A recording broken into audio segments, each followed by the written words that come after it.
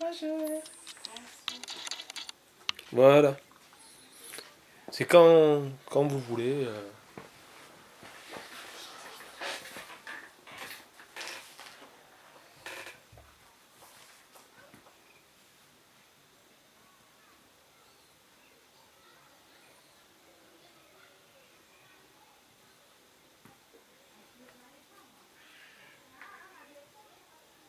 Vous voulez qu'on attende un peu? Vous voulez regarder un peu ce que vous voulez mettre des points de repère pour ce que vous voulez écrire? Ouais, Ça va? oui, ça va. Ça Oui, fait. voilà, c'est quand vous voulez, donc vous expliquez que vous êtes madame et que vous êtes proviseur et que On peut voilà, commencer votre là. lycée, oui, Ça comme marche vous voulez. déjà. Ouais, ouais. Hein? Mais après on coupera. Oui, oui, oui. Pas de problème. Oui. Je suis Madame Far. Mon nom est un peu long, hein. Madame Rafarsundin B. Et on m'appelle simplement Madame Far. Je suis le proviseur du lycée privé en Passepoutier. Ça fait 3 mois et demi que j'ai pris la responsabilité de, de ce lycée à Passepoutier. Le lycée privé à Passepoutier se trouve dans la région moyen-ouest de Madagascar, on dit région de Bungulav.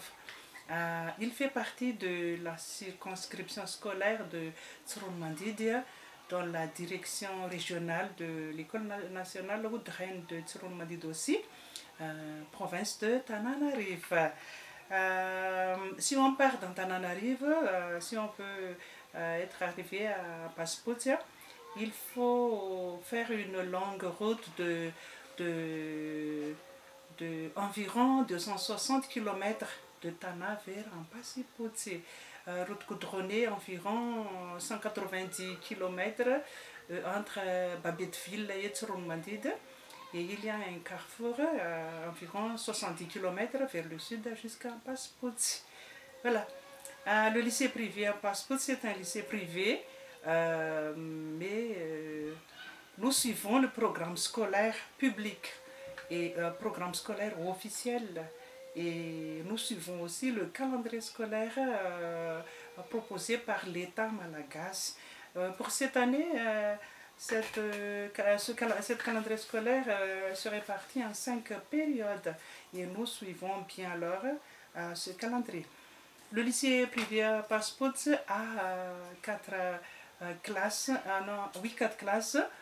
Pour cette année, on a 2 parallèles de seconde et une classe pour la classe de première et ensuite une classe pour la classe de pour la terminale aussi. Le lycée privé à Passepoutier vient d'offrir. Nous sommes encore dans la 3e année d'ouverture du lycée. Le fonctionnement c'est 3e année, mais l'autorisation d'ouverture, et nous sommes en train de faire cette autorisation parce qu'on n'a pas encore eu, par défaut des dossiers incomplets, mais il y a encore quelques problèmes dans le circuit de ce dossier jusqu'à l'ONEP. L'ONEP, c'est l'Office national d'éducation privée à Madagascar. Et nous avons eu notre première promotion en baccalauréat pendant cette année scolaire 2017-2018 avec le taux de réussite 54,55%. Et c'est un résultat satisfaisant par rapport à la difficulté qu'on a traversée alors. Ensuite,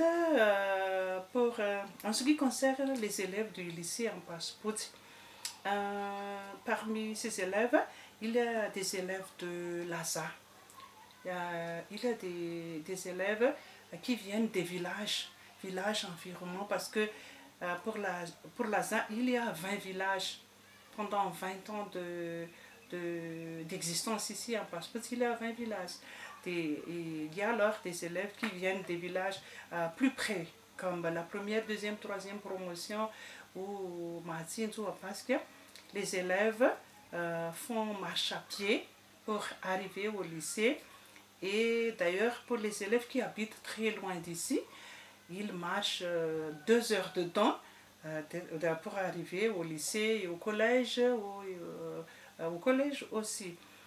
Parmi ces élèves les plus loin d'ici, parce qu'ils doivent marcher 4 heures de temps, ils doivent arriver à Passepoté le dimanche après-midi et ils quittent le lycée vendredi après-midi pour se joindre à leurs parents une fois par semaine. C'est comme ça que les élèves font leur font pour être arrivés alors au lycée à Passepoté. Ensuite, ceux qui ont de bicyclettes, ils montent à bicyclette, oui, pour y arriver alors à l'école. Voilà pour les élèves. Les élèves, il y a des élèves qui ont des difficultés parce que leurs parents n'ont pas le moyen d'en chercher leur nécessité ou comment dirais-je. Mais heureusement, l'ASA occupe surtout les fournitures scolaires les plus nécessaires, comme les cahiers, stylos, règles ou quoi. Mais les parents doivent participer, doivent payer alors des frais scolaires symboliques parce que pour les ASA, les parents paient 2000 francs par mois. Et les Horaza les Horaza, ce sont les élèves qui ne sont pas parmi les familles. Et les Horaza, alors, ils paient 5000 francs par mois pour le frais de scolarité. C'est une geste symbolique parce que c'est une somme minimale alors par rapport aux frais de scolarité d'autres lycées ou d'autres écoles. En arrière-vie, ça donne quoi? 5000 francs? C'est quoi 1000 francs? 5000 francs 5 000 francs arrière, oui. 5 000 francs arrière pour les Horaza et 2000 arrière plutôt. 2000 arrière pour les Asa, 5 000 arrière pour les Horaza. Et pour le droit d'entrée, c'est 5 000 arrière aussi pour les Asa et 10 000 arrière pour les Horaza. Le droit d'entrée. Et il y a encore une petite cotisation FRAM. Cotisation FRAM pour les ASA et les ORASA aussi, c'est pareil, à 2000 arrières seulement. Voilà ce qu'ils cotisent pendant l'année scolaire. Et si on parle de l'école, les besoins des profs, on a manqué quelques outils à l'école comme manuel pédagogique. Voilà, par défaut des manuels pédagogiques, les profs doivent chercher des livres. Pour les livres français, on a beaucoup parce que la bibliothèque est pleine de livres français. Mais nous avons manqué alors des livres scientifiques surtout, scientifiques, manuels pédagogiques scientifiques comme pour la SVT, on a manqué alors pour les livres pour la classe de première terminale surtout, la mathématique, la physique, chimie aussi. Et ensuite, on a manqué aussi surtout le laboratoire scientifique. Même si on donne des cours comme on fait des expériences, par exemple pour la classe de première, on parle souvent des expériences pour mettre en évidence quelques éléments chimiques dans les aliments prenant le riz ou le lait. On parle du tube à essai, on parle du récipient, on parle de la pipette, mais les élèves n'arrivent pas à comment ça, c'est quoi le tube à essai? Parce que nous n'avons pas même eu un tube à essai pour les montrer, voilà comme c'est le tube à essai. Et pour la physique-chimie aussi, on a manqué aussi de labos. Alors nous avons besoin surtout de labos scientifiques et SPT et physique-chimie. Même des outils pour l'expérience au moins. Ensuite, on a manqué aussi des outils informatiques surtout. Le lycée, il n'y a pas encore d'électrification parce que le lycée vient d'être installé 3 ans. Et souhaitons alors que qu'on aille de l'électrification à l'électrifier forage parce qu'on a besoin de l'eau surtout et l'électrification en courant électrique. Parce que ici, dans notre région, le soleil brille et c'est un avantage d'avoir des panneaux solaires. Ça fonctionne bien ici dans notre région. Et s'il y a des panneaux solaires, s'il y a du courant, on peut utiliser alors des outils informatiques. Les élèves ici, ils ne savent même manipuler l'ordinateur, mais oui. Ils veulent avoir ou d'étudier de l'informatique. En sortant du lycée, les bacheliers ne savent rien alors sur l'informatique.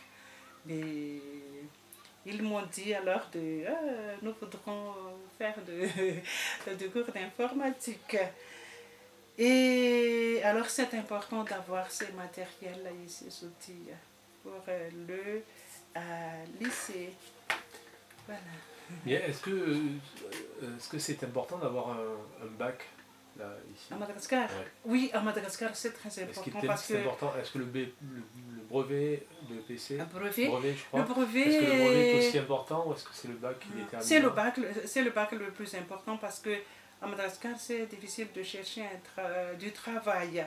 C'est comme le premier diplôme qui permet d'avoir de travail. Oui, c'est ça. C'est très important d'avoir le bac. Si possible, on souhaite alors on encourage les élèves de continuer leurs études parce que le plus important c'est d'avoir le bac à plus, la licence ou les masters, master 1 ou tout. Mais le plus important c'est le bac parce que leurs parents n'ont pas aussi le moyen d'envoyer leurs enfants à la faculté, à l'école supérieure à Tananarive, par défaut